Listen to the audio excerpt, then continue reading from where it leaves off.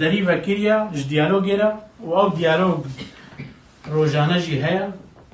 نەبەس هاتە شەرە گەلێک قەرارە دیالۆگ ئەمە پێکهاتیە سووریا بڕاستی پێشە نەها لە شامێ بە هەمە پێکهاتیە تێنی قاشکردن لە سوێدا لە دەرا لە ئالیە عەلەویە لە ساحل مخابن ساڵنەکی تەنگ بۆ مەجبور بوون وێرەنگیان دەینن نەخۆمەت خواستم هەموو لێ وەک هەر نیقاشێکی شتێکی دەرباس بن gelek spas bo em dibineva jî lêdê weku zanin rewşa Sûriya û Rojava Kurdistanê baş avat bînin vê derbarê de me xwestem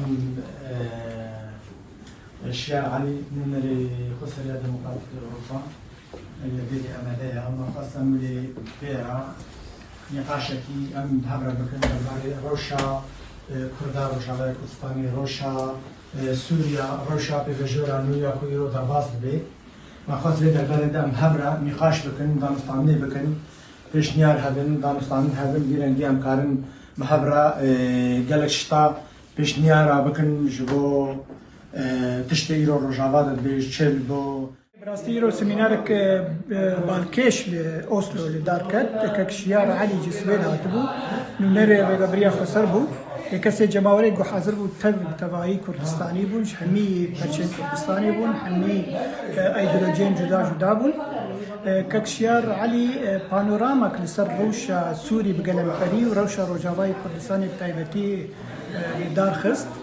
قلك برسن جرينج جماور هاتن كرين بيشروجا سوري بشرنجيبه يكيتيا كرد ركفتنا كرد بشرنجيبه قالوا بيك شاندي بيك هالوستي هر شامي عنا كا بشرنجي يرو كارو بهفر بكن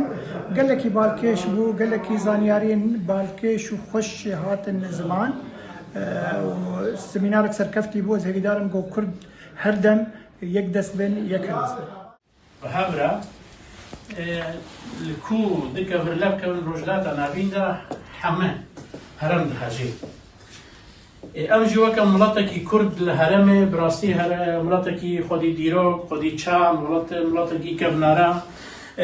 بدهي سرهلدان و تكوشين و شورش هاتنا لدار خستن لي مخابن أصدقاء بواسطة سيليانيو وبحاجو كنوسي أو نابعن بريكل بو منتدبي فرنسي لبيروت صار كدعوي لمركزية كذي ولا همان كاتش دعوان دعوان كذي لعصبة الأمم نجي خو بقرن إن جوالي إستا كاتيوي هاتية أو نامية بيتا ئەوڕێنی خۆشەویست ئەم کاتتان باش ئەوڕۆ لە کۆبوونەوەیەک بووین نوێنەری بەڕێوەبەری خۆسەر بۆ ڕۆژاوای کوردستان لێرە بوو کۆمەڵێک باسی تایبەت بە ڕۆژاوای کوردستانی باس کرد پێش لە ڕووخانی حکوومەتی بەشار ئەسەد و پاش ڕووخانی حکوومەتی بەشار ئەسەد دۆزی کورد لە ڕۆژاوای کوردستان گرێدراوی دۆزی کورد لە بەشەکانی تری کوردستانەوە بابەتی پەیوەندی کورد لەگەڵ ئەحمەد الشەرع و ئەو هەڵوێستەی تازەی ئەحمەد الشەرع و کاریگەری لەسەر کوردستان ئەم باسانەوە داهاتووی سووریا ناوچەکانی دەروزیەکان ناوچەی عەلەوی کوردەکان سوننەکان بەجێ هەموو ئەمانە باس کرا و لەم کۆبوونەوەیەدا کوردی هەر چوار پارچەی کوردستان بەشداریەکی زۆر گرنگیان هەبوو زۆر لایەنی ئەکادمی زۆر لایەنی ڕامیاری ئەم پرسە هەڵسەنگاندنی لەسەر کرا و هەموو ئەو پرسیارانەی کە بەشداربووان کردیان بەڕێز کاکشیار نوێنەری بەڕێوەبەری خۆسەر وەڵامی دایەوە بە هیوای سەرکەوتنی ڕۆژاوای کوردستان يعني دلي وانا اگر دلي ما بين جهلي دلي وانا صد دلي ما اگر اي ما بين جهلي دي اي واسط صد دي كلاجانك براستي بلندنا جهي سباسيه حموجي جمرة وكا كردي روج ابا هالوسطى ما يا زلال ابا ام جهانا بهوريك صد بريك وشاوة مد كردايتي خباتا قدبر ام ايرو دو قوناغا هبون وتنبوني دنا قوناغا هبون وتنبوني نفيركي قشتيد بي نفير عام دبي وكرد حمو بسازية خوا روشن بير نفيسكات دار خستن لي مخابن دائما جهاتنا پرچخاندن پرانيا وينا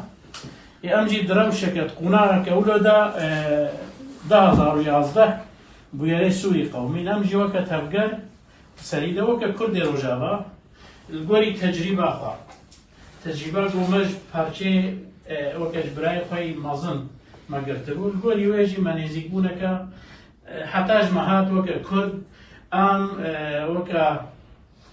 خۆ سووری ببینە لێ کوردستانیجی ببینە یعنی ئەم وەکە ڕۆژاوای کوردستانی بەشێک کوردستانە مەزن ببینن ینی عەمقی ما پشتامە کوردستان بێ وەکە سووریجی مەرخۆمەیزان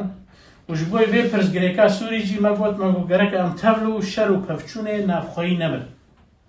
yanî mezhebî ji ber ku Sûriya û hemû jî dizanin piraniya we jî dizanin mozayîkeka têda pir ol hene têda pir netew hene pir pêkhat hene û dîktatorekî ev netew hemil hevdû gur kiribûn hineka belawa firot bû hineka û hineka jî kar danî ناوەدا gelek Kurd jî gelekî kar hatanî rewşa gelek Kurd rojhilata navînda yanî em hemû jî dizanin rewşeka miletekî milyonaya